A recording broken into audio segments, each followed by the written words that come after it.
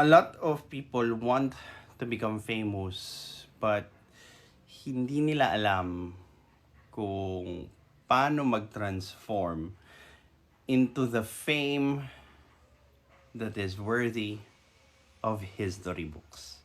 Well, this is Pinoy Extreme. Let's do this! This is Pinoy Extreme. Well, sabihin nyo sa akin kung kaya nyong i-identify yung difference nitong mga babanggiting kong famous scenarios or kung may kahalintulad na influencer, tsamba lang. Famous ka dahil kumakain ka ng semento. Kumakain ka ng kung ano-ano, sili, so on and so forth. Tapos, para kang gutom na animal doon sa screen. Well, di ba? Hindi niya maitatanggi na famous yun. Tapos, yung taong naninira sa college. Kasi hindi siya nakatungtong ng college. Kaya tingin niya walang silbi yung mga subjects to. May famous na namimigay ng tulong sa mahihirap. Tapos, bibidyoan nila yung sarili nila. Tapos pagkakakitaan nila yung mahirap. Merong famous na propagandista ng mga politiko dahil nga gusto nila yung sinasabi ng tao. May famous na tao dahil sa physics equation nila. May famous na tao because of what they've done, yung mga patented works nila. May famous na tao na binigay yung buhay nila para sa bayan. If you're going to think about it, ang lawak ng nasasakupan ng fame. But as you examine closer, there's more to that fame. Like for example, yung level ng fame ng tao. Is it on their local place? Diba? Barangay level? Kalugar? Is it on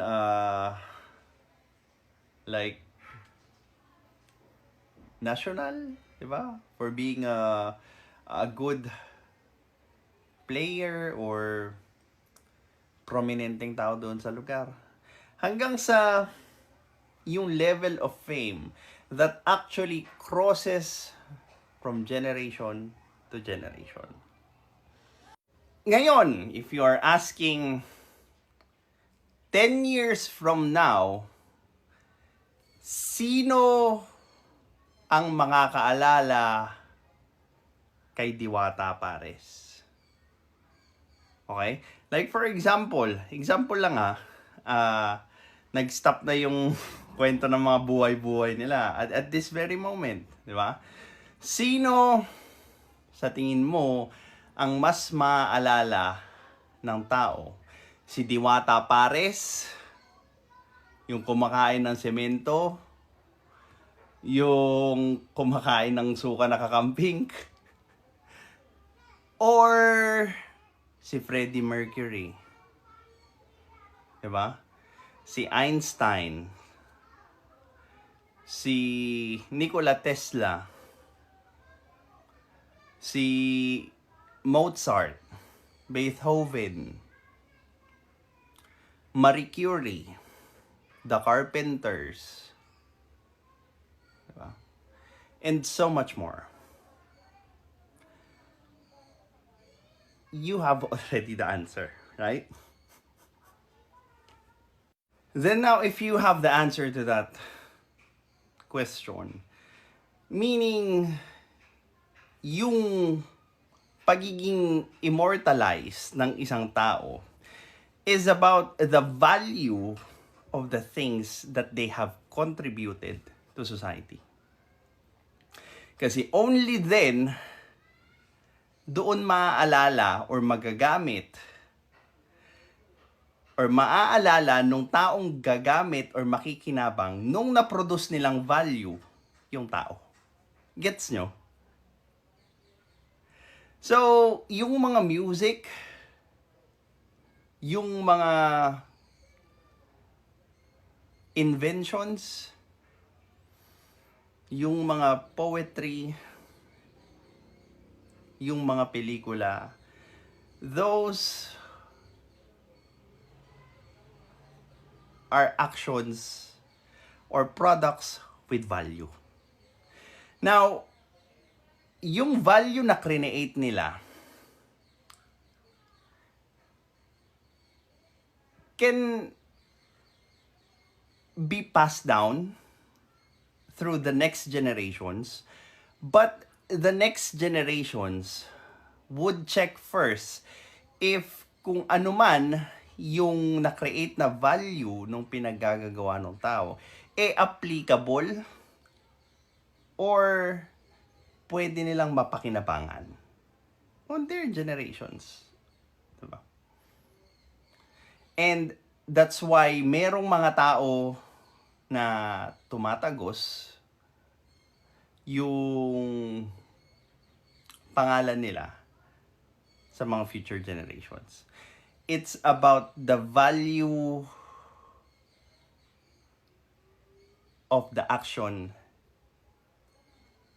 or idea that they have taken or pinakalat. Hindi lang siya basta-basta nagpatato ka ng noo sa takoyaki, nagpakita ka ng balat.